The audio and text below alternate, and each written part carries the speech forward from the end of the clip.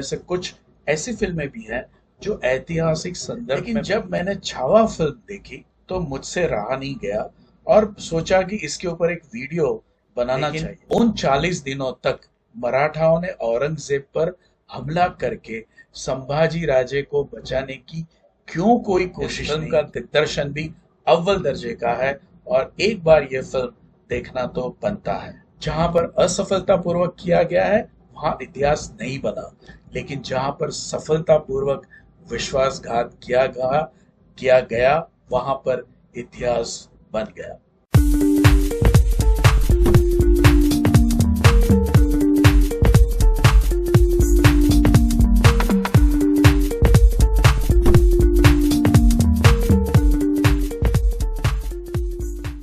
Hello friends, AKM deep analysis में आपका स्वागत है और मैं हूं आपका दोस्त अजय। हमारे देश में पिछले 10 सालों में कुछ अच्छी फिल्मों का निर्माण हुआ है। इसी दरमियान इन फिल्मों का जो स्तर था वो भी काफी ऊपर गया। हमने इस दौरान काफी अच्छी अच्छी फिल्में देखी हैं और इनमें से कुछ ऐसी फिल्में भी हैं जो ऐतिहासिक संदर्भ में बनी हैं। वैसे कोई भी फिल्म की समीक्षा करने का काम मैं पसंद नहीं करता, क्योंकि फिल्में एक एंटरटेनमेंट का जरिया है और इसमें लोगों की अपनी पसंद या नापसंद हो सकती है और जो किसी एक को पसंद आती हो वो दूसरे को पसंद न आए, ऐसा हो सकता है। लेकिन जब मैंने छावा फिल्म देखी तो मुझसे रहा नहीं गया और सोचा कि इसके ऊपर एक वीडियो बनाना चाहिए। मन में जो एक बात आई है उसको सामने रखा जाना चाहिए, क्योंकि ये फिल्म सिर्फ मनोरंजन के लिए नहीं है, इसमें हमारा इतिहास छुपा हुआ है और ऐसा इतिहास कि जो हमसे बद इरादे के साथ छुपाया गया था। यह फिल्म ज्यादातर उन 9 सालों पर केंद्रित है जब संभाजी राजे और औरंगजेब के नेतृत्व में मुगल और मराठाओं के बीच में हिंदवी स्वराज के लिए लड़ी गई थी। शिवाजी राजे के मृत्यु के बाद जब संभाजी राजे ने उनकी गद्दी संभाली और शिवाजी राजे का अभियान हिंदवी स्वराज्य को आगे बढ़ाया, ये युद्ध 9 साल तक चला था और ये लड़ाई कभी नहीं रुकी। ये लड़ाई छोटी छोटी लड़ाइयां थी और अलग अलग स्थान पर, अलग अलग जगह पर, अलग अलग मात्रा में लड़ाई चलाई गई थी। पहले तो इस युद्ध को औरंगजेब दिल्ली से नियंत्रित कर रहा था, लेकिन बाद में उसे महाराष्ट्र के विदर्भ में आना पड़ा था। संभाजी राजे और उसके मराठाओं ने औरंगजेब के नाक में दम कर रखा था और उसे अतः यहीं महाराष्ट्र में ही दफन हो जाना था।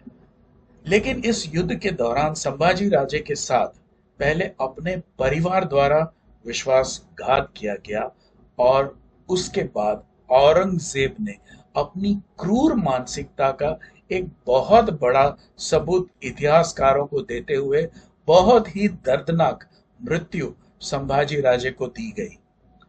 इस फिल्म में उन यातनाओं का कुछ हद तक फिल्मांकन हुआ है, लेकिन जो नहीं फिल्माया गया वो ज्यादा क्रूर और दर्दनाक था।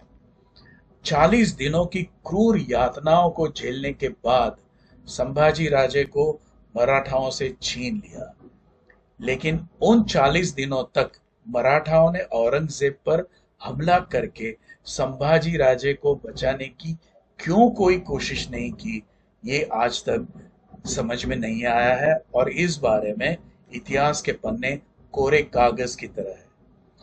या फिर हो सकता है कि मेरा ज्ञान इस मामले में सीमित हो। संभाजी राजे के साथ पहले औरंगजेब ने और फिर उनके मृत्यु के बाद इतिहासकारों ने बड़ी क्रूरता की। संभाजी राजे को इतिहास में स्थान मिलने के लिए बहुत सालों का इंतजार करना पड़ा।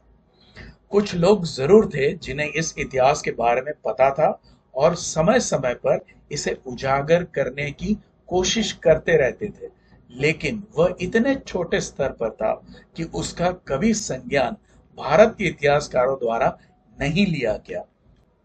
इस फिल्म में सारे कलाकारों ने अद्भुत अभिनय किया है। विकी कौशल और रश्मिका मंदाना का अभिनय भी सराहनीय है।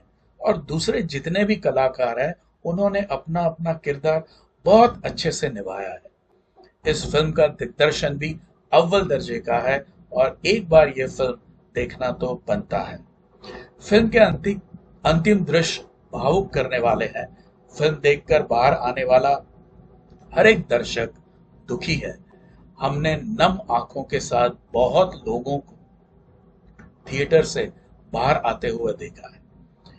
शिवाजी राजे के पुत्र संभाजी राजे एक ऐसे युग में जन्मे थे जिस युग में पिता को मारकर स्वयं राजा बन राजगद्दी हासिल करने का एक नियम सा बन गया था। लोगों ने भी स्वीकार कर लिया था कि ये ऐसे ही चलने वाला है। इस दौर में अपने पिता की मृत्यु के बाद संभाजी राजे ने अपने पिता शिवाजी राजे का हिंदवी स्वराज्य का जो सपना था उसको उन्होंने आगे बढ़ाया और इसके चलते अपनी जान कुर्बान कर दी। अपने 9 साल के शासनकाल में उन्होंने साबित किया कि वह एक महान मराठा योद्धा होने के साथ साथ एक उत्कृष्ट प्रशासक, एक उत्तम लेखक, एक कवि और बहुत ही अच्छे इंसान की उनकी अपनी एक पहचान उन्होंने बनाई थी। अगर सही मायने में देखें तो इसी फिल्म की वजह से संभाजी राजे के जीवन काल की कुछ ऐसी कड़ियां मिली जिससे एक पूरा चित्र बना है। हमारी शिक्षा प्रणाली की खामी के चलते इस महान योद्धा के बारे में जानकारी बहुत सीमित रही और वो जो जानकारी दे सकते थे उनके उदासीन रवैये ने इस जानकारी को आम जनता तक पहुंचने में बड़ी देर कर दी। वामपंथी इकोसिस्टम के दोषपूर्ण शिक्षा पद्धति की वजह से स्कूली स्तर पर इतिहास को पूरी तरह से प्रभावित किया गया। देश में बच्चे अपने इतिहास के पाठ्य पुस्तक में से संभाजी राजे के बारे में कुछ भी नहीं सीख सकते थे क्योंकि उसमें ऐसी कोई जानकारी दी ही नहीं गई थी। इतिहास की बहुत सारी बातें हमने इस फिल्म के माध्यम से जानी। उसमें एक शब्द था जो सामने उभर कर आया, वो था विश्वासघात। इस शब्द ने आज सुबह से मेरे विचारों को काफी प्रभावित किया और शायद इस एपिसोड को बनाने के लिए मुझे प्रेरित भी किया, क्योंकि विश्वासघात हमारे इतिहास के पन्नों पर कई बार लिखा हुआ है। हर राज्य में हर राजा के साथ ये विश्वासघात सफलतापूर्वक या असफलतापूर्वक किया गया है। जहां पर असफलतापूर्वक किया गया है वहां इतिहास नहीं बना, लेकिन जहां पर सफलतापूर्वक विश्वासघात किया गया वहां पर इतिहास बन गया। कभी कभी ऐसे लगता है कि हमारे हिंदुओं का डीएनए में कुछ गड़बड़ है, कुछ अलग है हमारा डीएनए। हमें इस तरह के धोखे से या विश्वासघात से ज्यादा फर्क नहीं पड़ता, क्योंकि करने वाले को भी लोग भूल जाते हैं और जिसके साथ किया या हुआ उसे भी लोग भूल जाते हैं। विश्वासघात की सजा कई बार गुनहगारों को दी ही नहीं गई। यह सबसे बड़ी चौंकाने वाली बात है। संभाजी राजे के दोनों सालों को जो उनके पत्नी के भाई थे उनको उनके हाल पर छोड़ दिया और उन्होंने मरते समय तक अपनी इच्छा अनुसार अपनी रियासत को संभाला, यानी कि सारे सुख उन्होंने भोगे। संभाजी राजे के गुनहगार इतनी आसानी से बचकर निकले, ये हमारे उस समय की शासन पद्धति की सबसे बड़ी खामी नहीं लग रही है आपको? कहीं हम ज्यादा बड़े दिल वाले प्रजा तो नहीं है जो दुश्मन को हमेशा माफ कर देती है? आज भी ये परंपरा जारी है। हमारे यहाँ चुनाव हारे हुए दागी नेता फिर चुनाव लड़ते हैं और लोग उन्हें वोट भी देते हैं। ऐसा आपने विदेशों के बड़े लोकतंत्र में कहीं नहीं देखा होगा। अगर इतिहास के पन्नों को टटोलोगे तो एक बात समझ आती है कि राज्य में हर नागरिक शासक बनना चाहता है, और ये सिर्फ भारत भर के लिए सीमित नहीं है, पूरे विश्व में कहीं भी बड़े बड़े साम्राज्य इसी धोखे और विश्वासघात से प्रभावित रहे हैं। और हर उस महत्वाकांक्षी को राज्य चलाना है। हर वो ये चाहता है कि वो राजा बने और बाकी उसकी प्रजा जो उसके कहने पे चले। फिर उसमें राजा बनने की क्षमता हो या ना हो, वह राजा बनने के लायक हो या ना हो, वह राजा बनने के बाद वो शासन चलाने के काबिल हो या ना हो।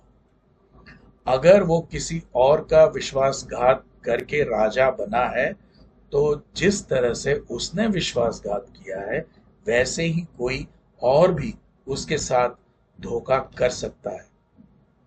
उसे अपने बारे में ये गलतफहमी होती है कि वह राजा बन सकता है और वो यह सब कुछ कर सकता है। हर कोई राजा नहीं बन सकता। राजा बनने के लिए अपने अंदर कुछ ऐसा हुनर, होशियारी चाहिए कि पूरे राज्य को और उसके जितने मुद्दे हों उन सब पर एक साथ ध्यान देकर उसे वो सुलझा सके।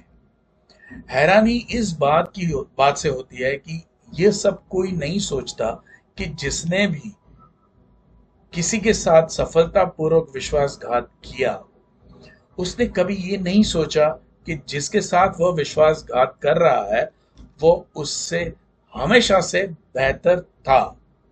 अगर विश्वासघाती बेहतर होता तो वह खुद पहले से ही राजा बन जाता और उसे विश्वासघात करने की जरूरत ही नहीं पड़ती।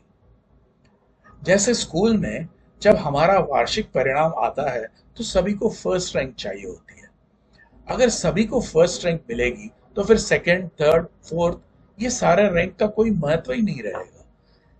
इसके बाद तो सब बराबर हो जाएंगे। जो होशियार है वो भी राजा, जिसमें कोई लायकी नहीं है वो भी राजा। ऐसे में राज कैसे चलेगा? अगर सब लोग राजा बन जाएंगे तो फिर प्रजा कौन होगा?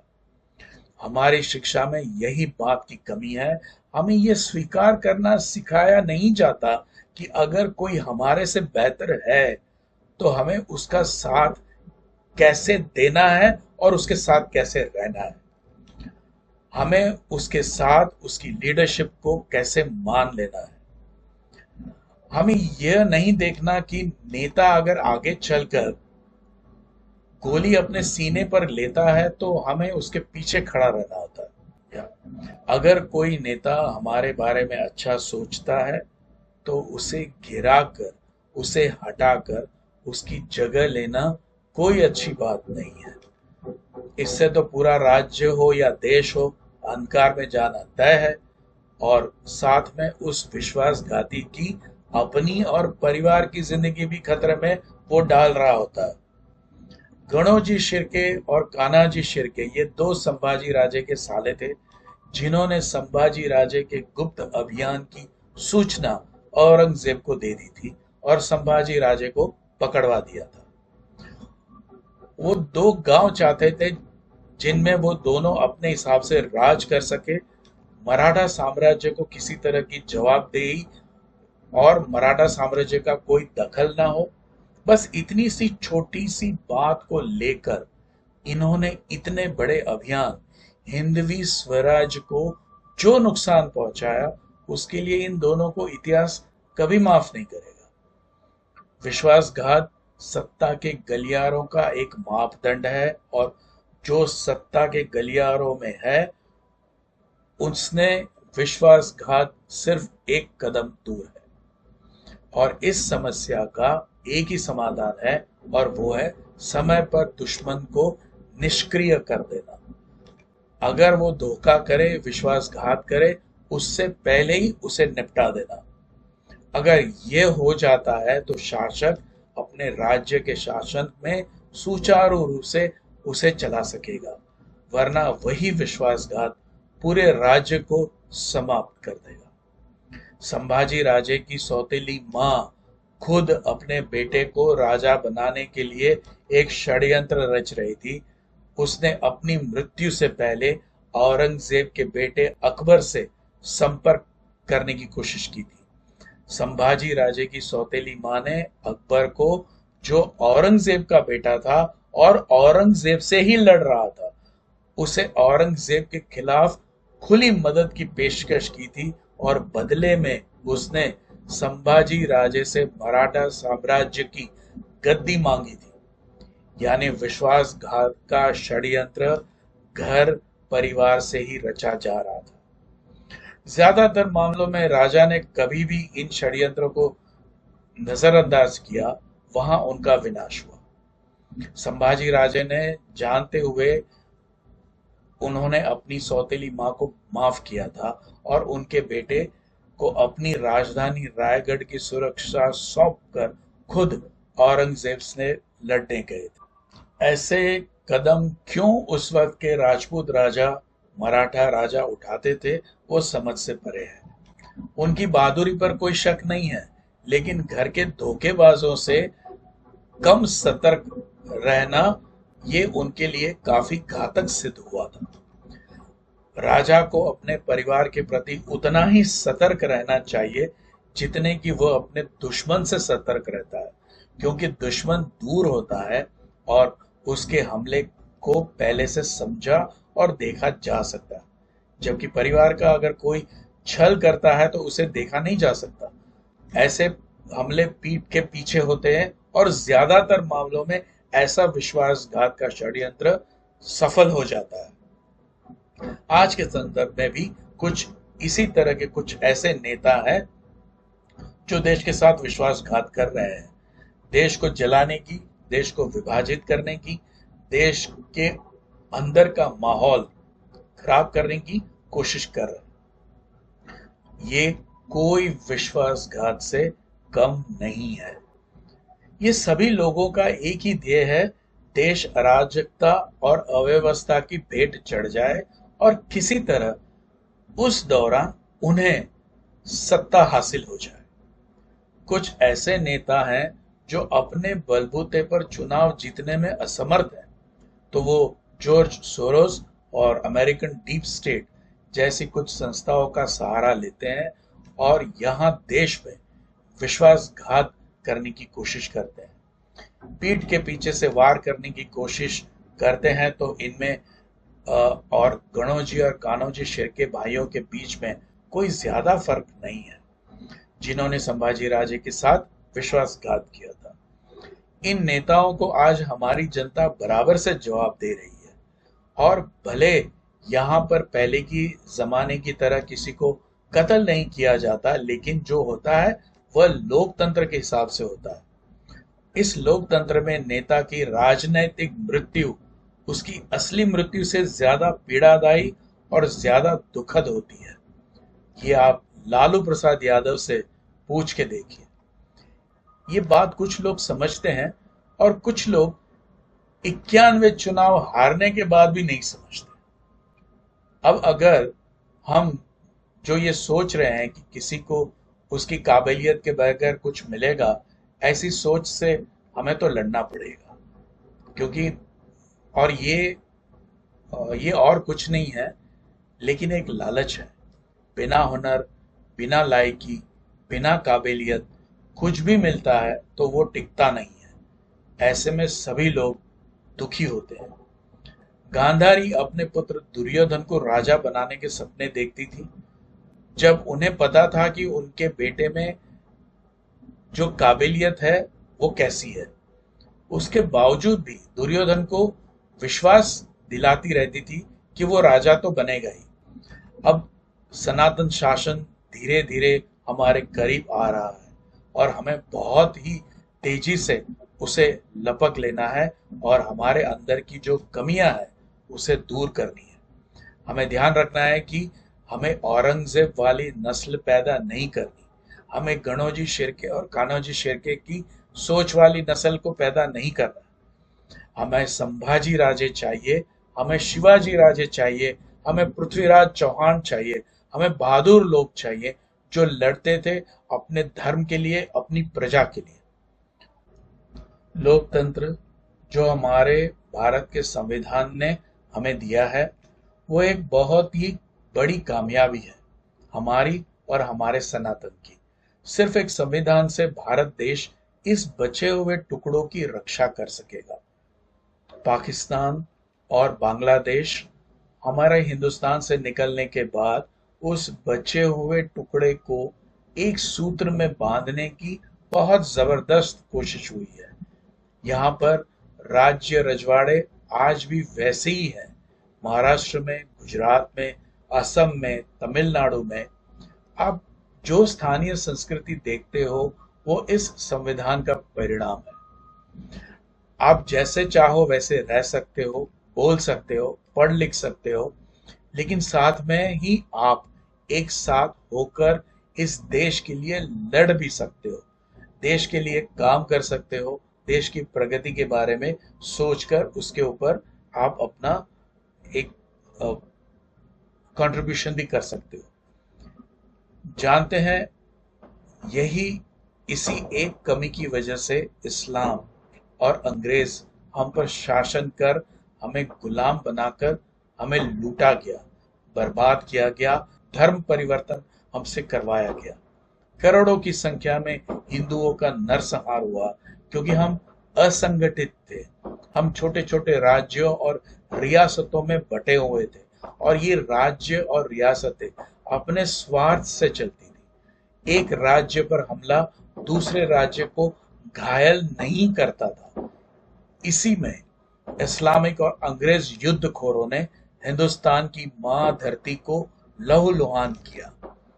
जब मोदी जी कहते हैं कि वो 1000 साल के लिए सनातनी देश की नींव तैयार कर रहे हैं तो वो सच कह रहे हैं और यही सच है। आज के लिए बस इतना ही।